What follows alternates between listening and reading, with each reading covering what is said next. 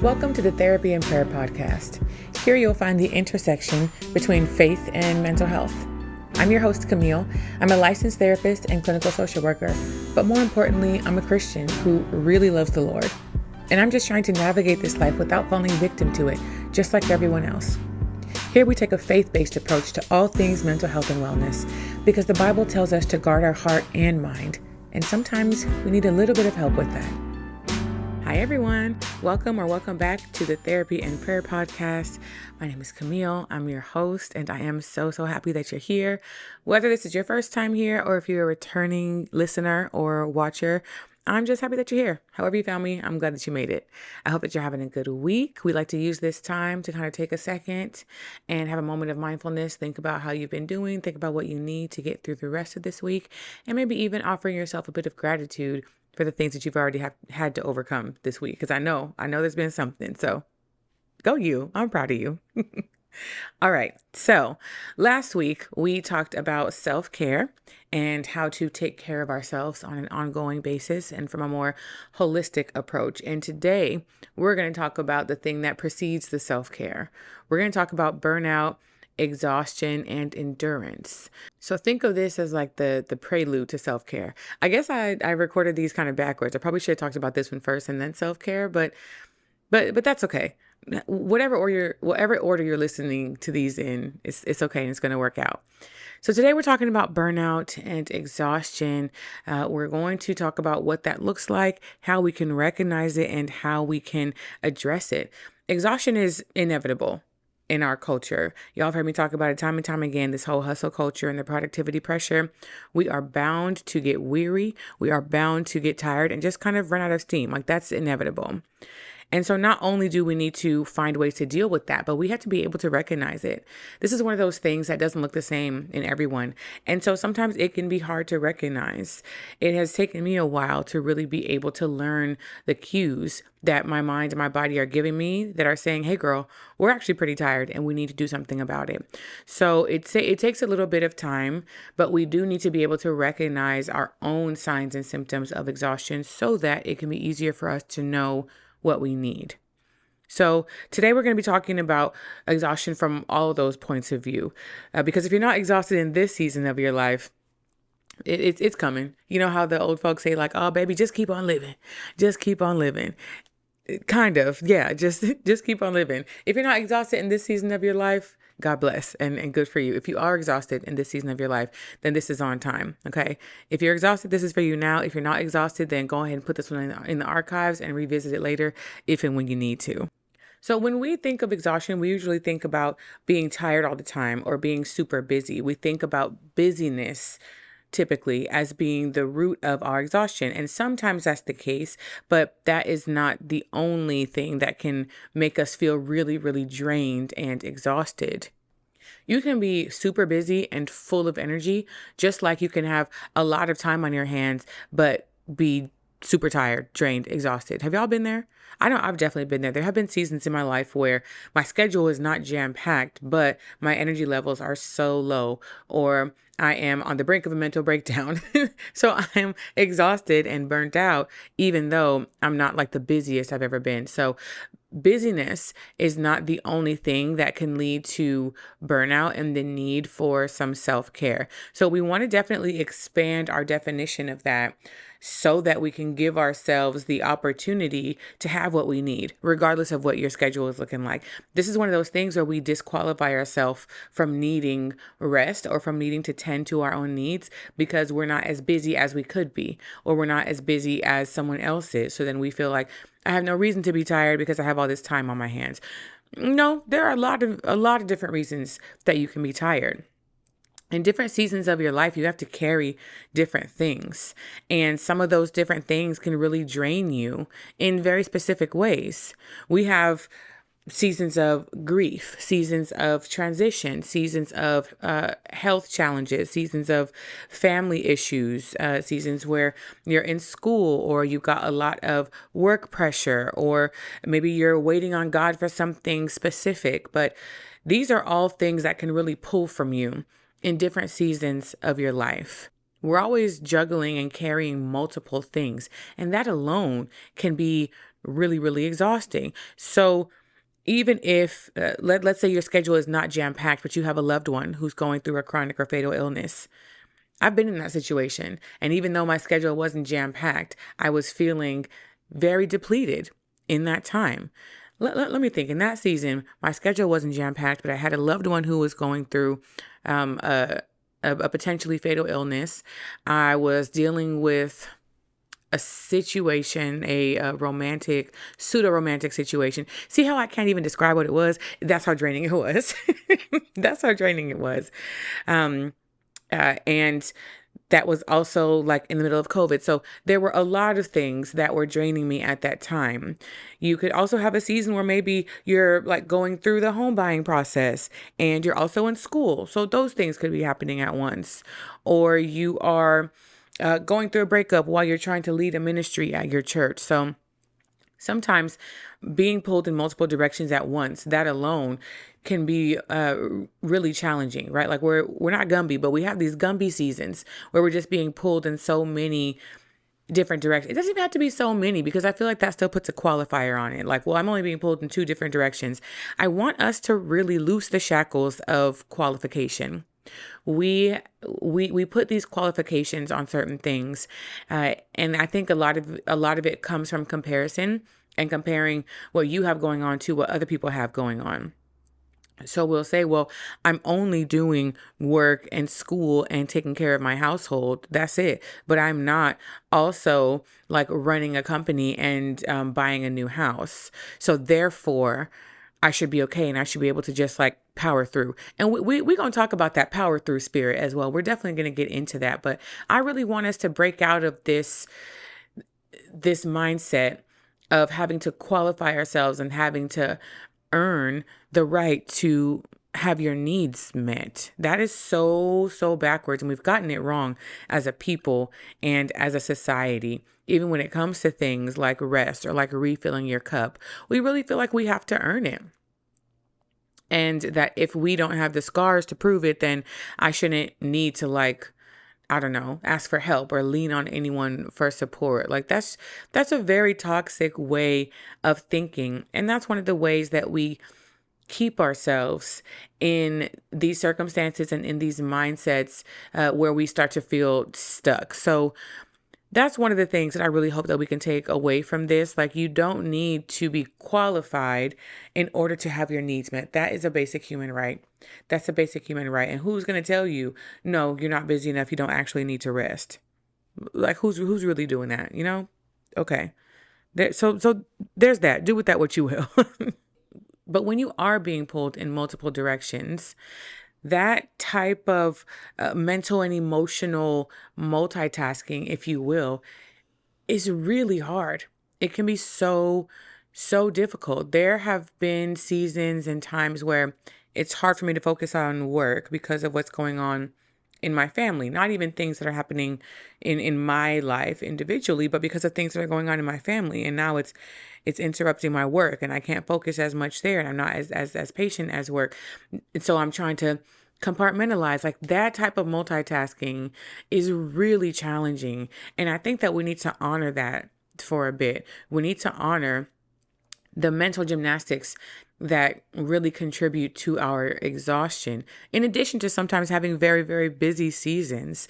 But that mental gymnastics and that kind of multitasking, we have to really take it into consideration and look at how it is affecting you.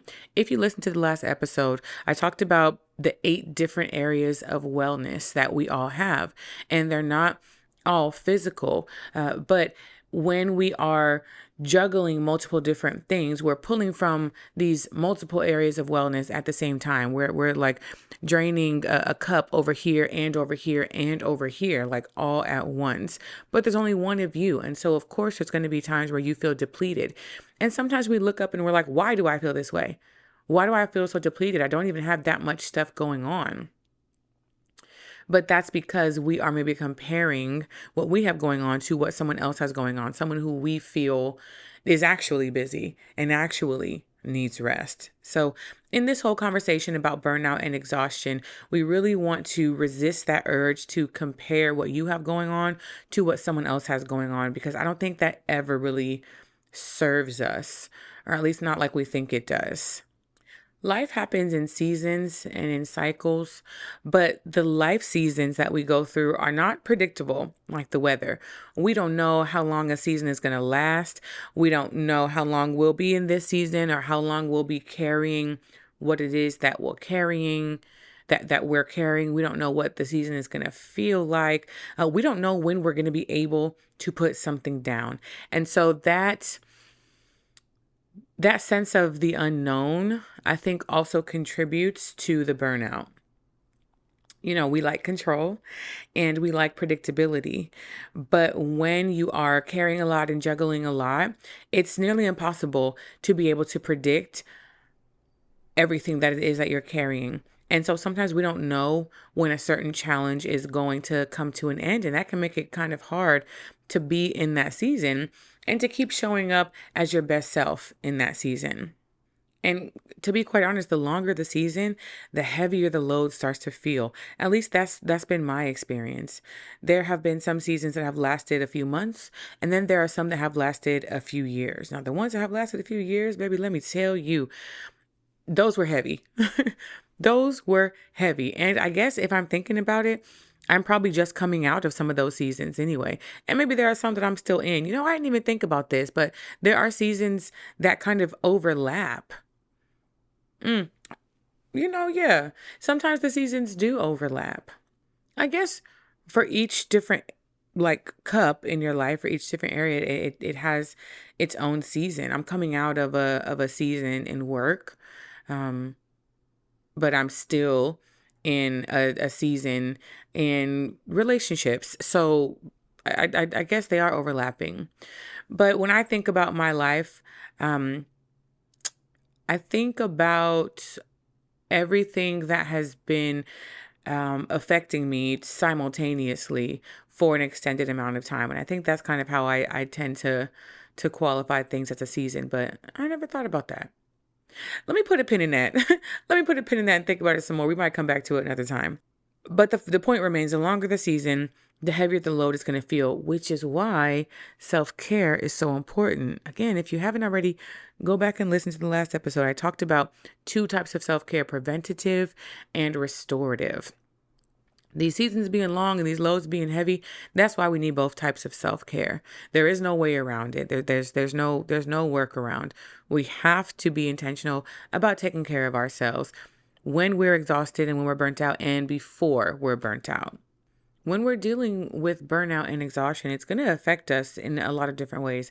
It's going to affect us mentally, emotionally, physically, spiritually, relationally. It's going to affect us, even if we don't want it to. It's so interesting. We really want to, we want to be able to control how certain things are going to affect us. And we can't always do that because of the unknown element that we talked about. Now, you can control how you respond to certain things, but you don't really know how it's going to hit you or where it's going to hit you. When I think back to some of the more challenging seasons of my life, some of them have gotten pretty dark. And not until recent years have I been able to kind of start to see them coming. And I'm so grateful that I'm learning how to see them coming because there have been some times where it was pretty dark and really, really heavy. So I'm grateful that I've been able to learn some of the warning signs of my own burnout and exhaustion. It's going to look different for everyone, like most things. But for me, when I am headed towards burnout and exhaustion, I start to get more irritable, much less patient. Especially at work. I'm less patient. I isolate more, and that just leads into more depression. And it's this cycle. And when I'm not being aware and mindful, then it happens pretty quickly. There was a time when my work looked a bit different and my caseload was bigger. I was working more, but it was kind of like clockwork. It was like, about every 8 weeks or so, I need to be able to take a long weekend or take a couple of days off, you know. Now that that time has been extended in between, which I'm really grateful for as well, but there was some time there where it was pretty much like clockwork for me. But the nature of my work can be very draining mentally and emotionally. I am sitting talking to people about their problems all day, and I am taking on other people's burdens and other people's traumas all day. That's the job. That's what I signed up for. But that tends to leave me pretty drained sometimes. And when I'm doing well, I can still have space for other people and for other things. But when my cup is getting low, I don't have space for nobody outside of work. And it takes everything in me sometimes to hold space for my clients when I'm feeling that way. And so that just makes it harder for me to show up for others and harder to show up for myself. And then that leads into the depression. One way or another, I end up depressed. That's how I know that I'm burnt out, when I get depressed. But before I was really familiar with what some of these signs and symptoms were, I used to just blame myself for like being off my game. And that just added more shame and guilt to the equation. So now I'm drained, I'm irritable, I'm isolating, I'm depressed, I'm ashamed, I'm feeling guilty, I'm feeling disappointed. And now I'm just adding on to the pile. I'm just adding on to the mountain at this point. So when I was able to understand what some of these shifts in me actually were communicating, then it removed the shame, and I learned to see those as a cue or as an invitation to shift something or to revisit my self-care, or to readjust my self-care plan. Or I would take that as a shift to say, let me look at the calendar and see when in the next month or two can I maybe plan for a long weekend or a staycation. That had to become a regular practice for me. But when am I going to be able to go for a little staycation? What kind of deals we got on hotels right now? What little Airbnb can I find in the next month or so? So I started really taking those cues as communication from me to me. And that has been so helpful because, like we said, exhaustion is inevitable. We work very hard. And for me, in addition to working hard, I was living alone and completely responsible. Like there's no division of responsibilities at home. And so that just adds a whole other layer of stress. So just a lot, just really feeling like I was juggling a lot and juggling a lot of it by myself. So that just added to the isolation, and it don't feel very good. But being able to recognize some of those signs helps me to now take action sooner so that I don't have to get that dark. I haven't really been in a depressive episode. It's been a while since I've really been depressed. Probably over a year or so. Thank God. God is good. It's been a minute, okay? But that's because I have gotten way more intentional about being in tune with what's going on with me, what I'm feeling, and what I need.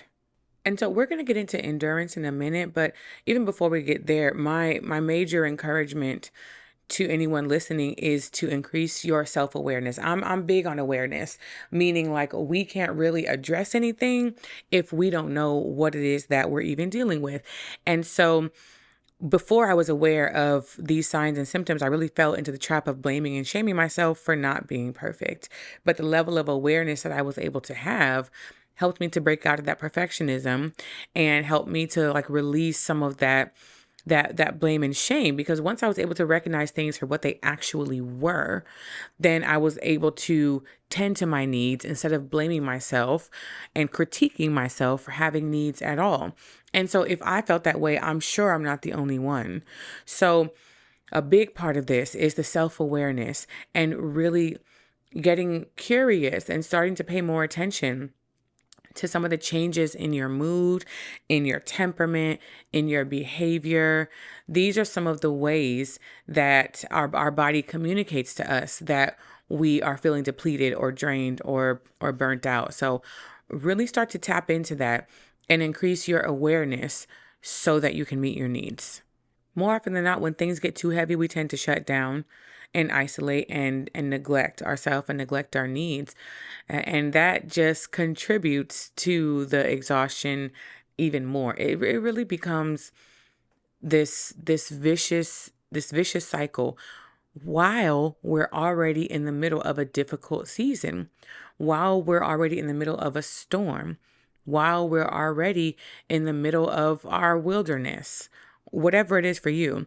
We're already in a hard circumstance. And then depending on how we interact with ourselves in that circumstance, we can just end up making it like a lot harder for ourselves. And ideally, we would be able to just like take something off of our plate and lighten the load a little bit. Or ideally, we just be able to like slow down or just stop doing something. But we can't always do that. We can't always do that. And when we don't have the space to take something off of our plate, this is when that endurance has to come in. When there's like no end in sight, or we don't know when our circumstances are going to change, or when this season is going to come to an end, and we've got to find a way to still be present in that season, this is when that endurance comes in, and we really need something kind of supernatural to help us keep moving forward. We have to find ways to keep going when it's not really feasible to take a break or put something down. So before we get into what endurance is, I want to talk about what endurance is not. Endurance is not just powering through. It is not giving yourself this tough love and telling yourself like, just suck it up and just keep going. It is not minimizing and ignoring your emotional experience or how you're feeling about your circumstances. None of that is endurance. And I need to make that very, very, very clear, because this interpretation of endurance is really fueling my ongoing beef with the hustle culture and the productivity pressure that we feel. I'm going to stand on this hill until I die. Okay. We do not need to like give in to that pressure to always be busy and to always have this like external productivity. But that mindset is what gives us this idea that endurance means you just have to push through like no matter what. And I'm not saying that we get to like just stop and give up and throw our hands up. Not at all. So let's shift gears and look at what endurance actually is now that we've talked about what it's not. Endurance is finding ways to get through a trial or a difficult circumstance or a hard season without giving up or wavering or compromising who you are.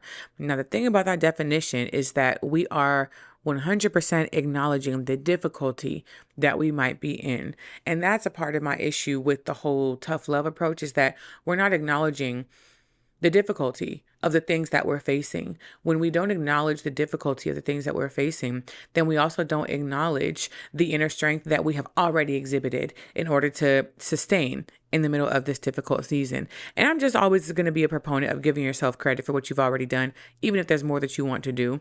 We just spend so much time thinking about what we haven't done, and we forget to look at what we have done. So acknowledging, hey, this is a really hard thing. Hey, this does not feel good at all. Hey, this actually kind of hurts. That also speaks to your resilience, and that is something that's going to help us to have that endurance. But the concept of finding a way to get through our hard circumstances without giving up is important, because sometimes when we are facing these challenging circumstances, our instinct is to look for a shortcut or a loophole. And sometimes those loopholes can kind of be compromising to our personal integrity or to our morals or our ethics. So the thing about endurance is finding a way to move through it without having to compromise those things about yourself. We don't want to have to sacrifice any integrity or any righteousness for the sake of like lightening your load. And that can be a really attractive thought. Sometimes we can really fall into that temptation. But that is not what we ought to be striving for. We know that there's going to be trials, like we know that there's going to be suffering. And so the goal can't always be just to get rid of it and just to like end the suffering. When we look for those quick and convenient ways to end our suffering, more often than not, we end up prolonging it in one way or another. And so as Christians, there are a few things I think we need to keep in mind to this whole idea of like looking for loopholes to try to get out of our circumstances. Number one is that remember that God will not allow you to go through something or to be tempted beyond what you can bear. And this is not beyond what you think you can bear. It's beyond what he knows you can bear. Remember that God knows you better than you know yourself. He knows your abilities, your capabilities, your capacity better than you do. I had to really chew on this for a while because, of course, I, like most people, sometimes have questions like, God, what do you mean? Because I can't bear this. This is too much. But what I have learned to say instead is, God, please reveal to me the strength that you see in me to help me get through this. Or God, there must be something that I have that I don't know of yet. There must be some sort of resiliency. There must be some sort of gift that I'm not aware of yet that is going to be necessary for me to get through this season. So reveal it to me, make it clear, make it plain, give me wisdom to know what that thing is and how to apply it in this season, because I know and trust and believe that God will not allow me to be tempted beyond what I can bear. And in this case, sometimes that temptation is looking for those loopholes. That temptation is giving up and just, being slowful or neglectful, right? Sometimes that is the temptation to continue procrastinating or distracting yourself, right? The temptation to isolate, the temptation to not be loving or kind to other people because you are irritable. So God will not allow you to be tempted beyond what you can bear. That's one. Number two is that we need God to help us endure. Part of the reason that we're always looking for shortcuts and looking for a way to get out of our circumstances is because we're relying on ourselves to do it, because we don't see another way out of it, or because we don't know how long it's going to last and we want it to be over quickly. So when we're relying on ourselves and leaning on our own understanding, then we are forgetting the fact that we need God to be able to endure. We also know that endurance produces the fruit of the Spirit. And we might even say that endurance is one of the fruits of the Spirit. There are some translations where endurance and patience are swapped. And that really kind of opened my eyes and helped me to see it in another way as well. But when we embrace them, these trials that we go through, they can always bring us closer to God. And that's one of the kind of cliche things that we hear and that we say a lot, and we kind of use it to like pacify people. And when you're in the middle of something, that's not always very comforting. But after the fact, we're always able to see that did in fact bring me closer to God. There have been circumstances in my life that have brought me so close to God, and I truly don't know another way that I would have grown that much in Him, or another way that I would have achieved that level of intimacy with Him. So everything that we go through can bring us closer to God. God is a God of purpose. He does not waste anything. I know a lot of times we feel like if we've been laboring in one area or another for a while and we don't see the fruits of it, that it was a waste of time. But there is no such thing as a waste of time, because God is not a God of coincidence. He is a God of purpose and intention. And He is going to use everything. So your suffering is not going to be in vain. Even if you may not see the fruit of it right away, it's not going to be in vain. And God is going to use everything for His good and for yours. So we have to keep that in mind when we fall into these seasons of exhaustion and burnout, and when we are looking for something to give us that strength and that endurance to keep going. For a while, even the word endurance made me cringe when it was used in church settings or in faith-based settings, because it also seemed like one of those cliches, like it was just used as a band-aid, like, oh, you got to endure, find some endurance, like you need endurance.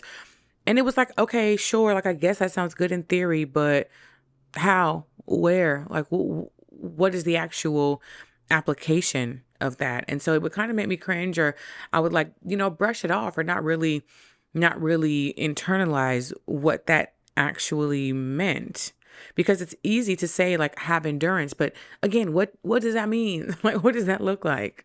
And how do we do that without compromising or wavering on what's important to us? I think that's a big key here, is how do we stay steadfast in an exhausting and draining and depleting season without wavering on what's important to us? So in my own kind of like exploration and study of it, I'm seeing, okay, endurance comes up in the Bible over and over again, over and over and over again. And I think there are lots of different reasons for that. But in some translations, like I said a second ago, endurance is replacing the word patience, right? So, going back over and reading it again, like, okay, have patience. So this is going to produce patience in you, because patience, now that's a whole other can of worms. A lot of us have a visceral reaction to asking for patience or praying for patience. I've even heard people in the church say, don't pray for patience, because that means you're going to have to go through storms to get it. Now at my big age, I feel like that's a silly thing to say, because you're going to go through storms either way. And if God wants you to grow in a specific way, you're going to grow in that specific way, whether you ask for it or not. So, but we had this visceral reaction to patience. And I think, prior to this, when I thought about patience, I thought that it just meant kind of like sitting still, twiddling your thumbs while you're waiting for your next blessing, like a very passive thing. And when I thought of endurance, I had this view of the tough it out mentality of just like continue to suffer until the suffering is gone. Like just muscle your way through it. And neither of those really felt like they were going to be effective long term. But using the two terms together really gave it a different meaning for me and a different level of understanding. It kind of gave me this new understanding of being still enough to let the storm pass in due time, in God's time, while being active and proactive enough to maintain your well-being and your obedience in the middle of the storm. So it's like this happy medium between the like grin and bear it idea that I had of endurance and the very, very passive sit and twiddle your thumbs and do nothing idea that I had of patience. And so I think putting those two together gives a more accurate understanding of what it means for us as Christians to endure. Because it doesn't mean ignoring your feelings and acting like everything is fine. Listen, you will never hear me promoting self-neglect. And I think that that's really what that is. When we don't allow ourselves to even acknowledge what we're feeling and that what we're going through is difficult, like that you're neglecting your needs at that point. And we don't do that over here. The best way to endure is to find God in your trial, in the middle of it. I think sometimes we have this idea that we have to get through it on our own, and then God's going to be waiting for us on the other side of it and saying like, well done, but he's in the middle of it with you.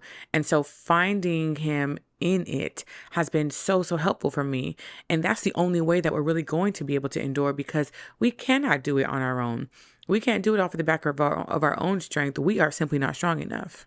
And if you're expecting God to remove your trial just because you don't like it, just because it's uncomfortable for you, you will be sorely disappointed. So finding him in the middle of it is really the only way. And this is where the patience also comes in, because God is going to keep us in a season for as long as he deems it necessary, not until we say, okay, I'm done with this, God, I'm ready for something else. I have jumped the gun so many times in my life because I was ready for a certain season to be over. I was ready for something else to happen. But did something else happen? No. Did I come up out of that season just because I wanted to? No, absolutely not. But God will keep us in a season until he says that it's over. I don't really have too much say so in that. We have got to surrender that timing. We have to surrender these difficult seasons to God, because he's the one who's in control of it. It may be unknown to us, but it's not unknown to him. So like find some comfort in that, in knowing that the all-knowing is in your trial with you. He's in your exhaustion with you. If God is keeping you in a season, he's keeping you there on purpose, very much on purpose.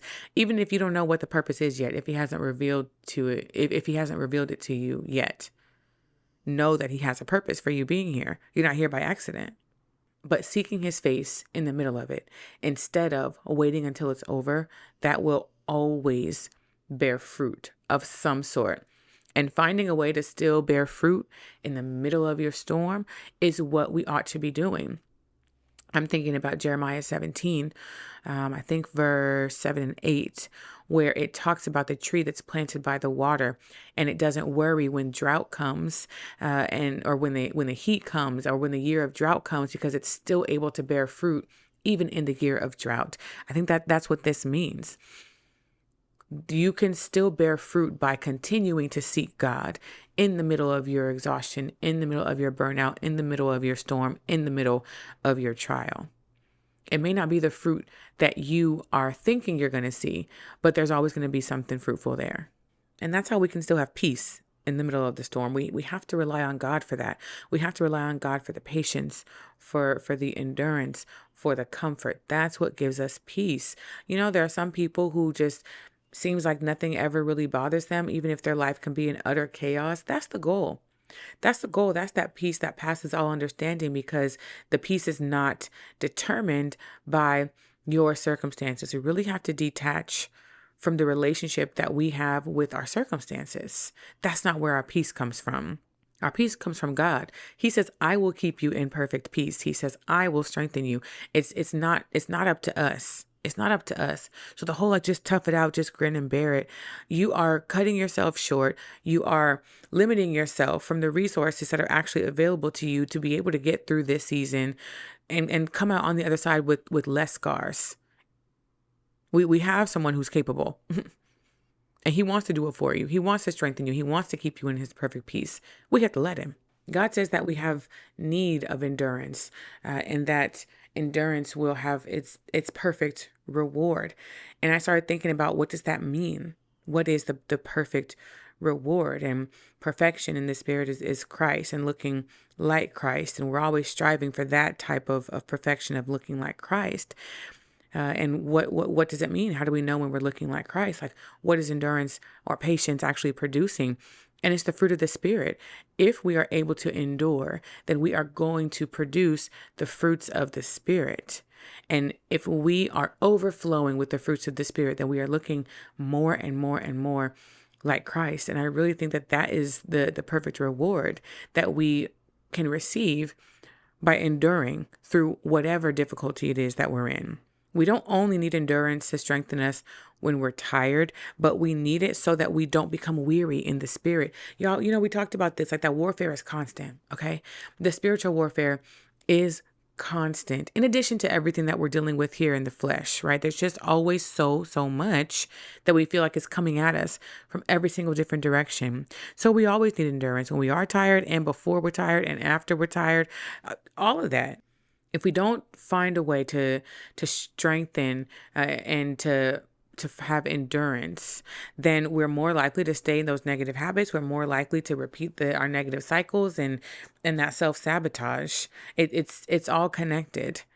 When we're weary, when we're tired, that's the perfect opportunity for those subtle sins and those subtle temptations to come in. And those are the things that keep us in those negative cycles. God knows that. And so when he's saying that we have need of endurance, I think he's saying that with all of this in mind, that yes, we're going to go through many different seasons in life. They're not always going to be good. They're not always going to be bad either, but they're going to be challenging at times. But also, regardless of the season that you're in, spiritual warfare is constant. It is constant. And the enemy is looking for any crack in our striving to try to keep us in our negative cycles of behavior. And so it is our responsibility to stay close to God when we're weary for as long as the weariness lasts. And beyond that, just stay close to God.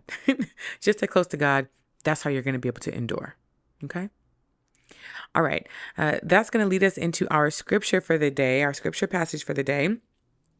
And that is coming from James chapter 1, verse 2 through 6. Consider it all joy, my brethren, when you encounter various trials, knowing that the testing of your faith produces endurance, and let endurance have its perfect result, so that you may be perfect and complete, lacking in nothing. But if any of you lack wisdom, let him ask of God, who gives to all generously and without reproach, and it will be given to him. But he must ask in faith, without any doubting. For the one who doubts is like the surf of the sea, driven and tossed by the wind. Now, I think that the first couple of verses probably speak to what we're talking about the most, right? Talking about endurance and counting it all joy. And that sounds kind of crazy, like count it joy when you are encountering various trials. But count it joy because you know that God is trying to show you something. You know that God is doing something. Count it joy because while we may feel dormant in some areas of our life, God is never dormant. Count it joy because through this various trial, God's going to reveal something about himself, something about you. He's going to help you be strong enough to continue fighting in the spirit. We may not feel that joy in the moment. Sometimes it's really hard to feel that in the moment. And so like throwing that out when someone's going through something heartbreaking, I probably wouldn't suggest it. Like if you just lost a loved one, I wouldn't come up to you and say, count it all joy. Like what? Why would you say that to me? Why would you say that to me? But as we mature spiritually, and I think especially when we are talking about being burnt out and being exhausted, sometimes I think that means count it joy because this is an invitation from God for you to get closer to him. And that just always makes me feel good. The thought that God is like inviting me to come and hang out with him or inviting me to get to know him better. Like that's always going to make me feel good.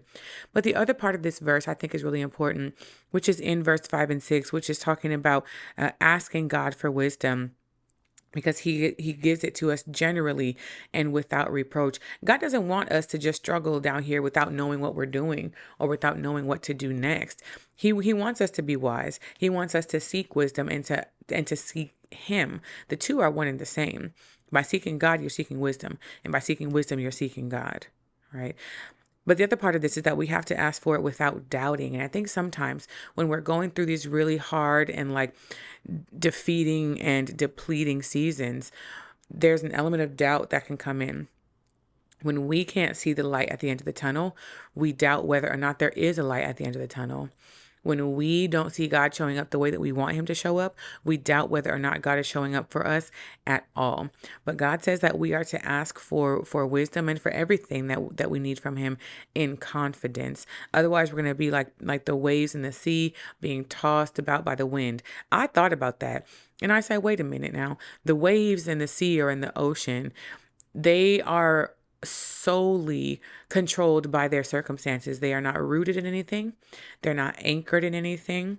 They are created and destroyed by their circumstances.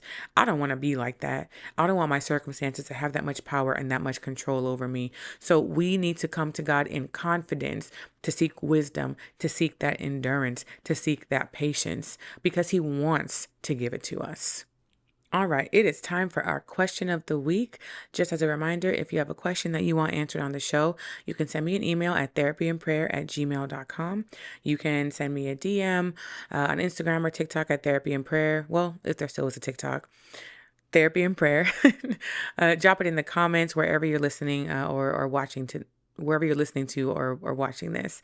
Okay, so today's question says, how do I overcome deferred hope? I'm a 34-year-old mother of one. I've been to high school and college. However, I haven't made many milestones or achieved much since graduation. This has demotivated me so much because I feel less and less willing to dream big. When I read this question, it really touched me because I think I can relate with a lot of that. I can relate to being really hopeful for something for a while and then that hope kind of decreasing or that light like dimming a little bit. So my first response to that is give yourself permission to hope again. Even if hope has been deferred or delayed, it hasn't disappeared. It's still lying dormant in you. And I have a feeling that every once in a while, it probably rises up to the surface. So if you can still identify that the hope is still there, I think it's there on purpose. And you have to give yourself permission to hope again.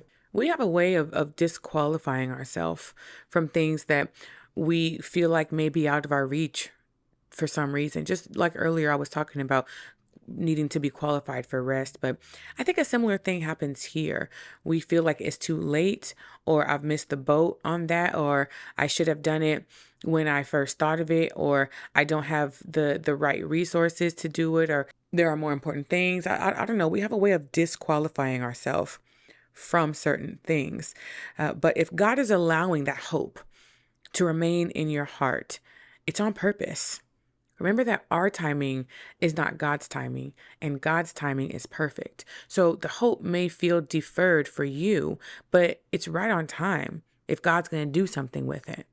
There have been things in my life that I've actually tried to give up hoping for. I've wanted the hope to go away completely because it didn't happen, or it was too hard to make it happen, or I got impatient, or I was feeling defeated, or I was starting to feel hopeless. And so there are things that I have prayed, like, God, take this desire away from me. The hope or desire that I have for this thing, take it away. If it ain't for me, just take it away. And those things have never left me. And as I continued to seek God, that hope never left. And I often think about the verse, I think it's Psalms 37:4. I hope it is, at least. But it's the verse that says, like, delight in the Lord and he will give you the desires of your heart. And the closer I got to God, the more these desires kept getting bigger and bigger. And if I'm continuing to seek God and I'm growing closer to him and I'm growing a more intimate relationship with him, and these desires are on my heart, then I think I have good reason to believe that God is putting those desires on my heart. God is putting that hope in my heart, which that alone gives me permission to follow through on it. Not even permission, but that alone, I think, qualifies me and makes it my duty to follow through on those things. If God is putting the desire on my heart, then it's an act of obedience, I think, to allow that hope to really come to fruition. So think about deferred hope as like marinating hope, right? So maybe instead of thinking about the hope as being deferred, think about it as it's just marinating. The hope is marinating. God is adding to it, and he is growing you into the person that he needs you to be in order for you to carry out that hope that he has placed in your heart. Submit it to God and let him do what he's going to do with it. All right. That's all I have for y'all today. I hope that it was helpful. As always, thank y'all so much for being here and for just the continued support and outpouring of love. Y'all do not know how much it means to me and how encouraging it is to me. I really feel like we're building a little community here, especially here on YouTube. Y'all here on YouTube are the real ones. I feel like we're really building a community. I love y'all audio listeners as well, too. For real, I do, because I know that y'all are only connecting with one form of communication with me, which is verbal. You're not able to see my body language. So you know what? You a real one, too. Either way, I love y'all so much. Thank you for being here. Thank you for the continued support. Yeah, I'll talk to you soon. Thanks for listening to this episode of Therapy and Prayer. Make sure you're subscribed and following wherever you listen to podcasts. And if the spirit moves you, go ahead and leave us a review. If you want to submit a question to be answered on this show, send us an email at therapyandprayer@gmail.com. And make sure you're following us on TikTok at Therapy and Prayer. Thanks again for listening. I'll talk to you soon.